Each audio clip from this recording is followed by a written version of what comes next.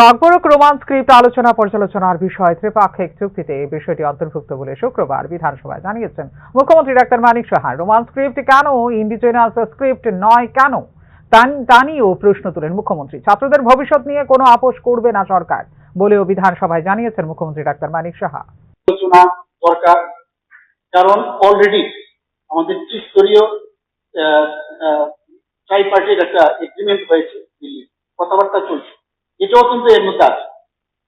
তো যতক্ষণ ধরে সেখানে এই বিষয়টা, কারণ এক্স শিডিউলেরও বিষয় আপনি বলেছেন সেটা, তো এগুলো যখন আসবে ন্যাচারালি এখানে একটা এই বিষয়ে স্ক্রিপ্ট, এটা রোমান স্ক্রিপ্ট রাখবে কি রাখবে না, এখান থেকেও আমি যখন কথা বললাম সেখানে বলা হলো ইন্ডিজিনাস কোন স্ক্রিপ্ট যদি হয় তাতে কোনো আপত্তি নেই।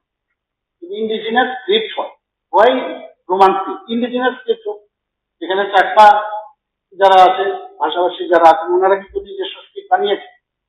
তো এইভাবে চলছে কথাবার্তা, আমি এগেইনস্টে বলছি না, কথা হচ্ছে প্রস অ্যান্ড কন দেখে আমি এতটুকু বলতে পারি যে এটা একটা নিশ্চয়ই আমরা একটা জায়গায় আমরা আসবো এবং নিশ্চয়ই তার সমাধান।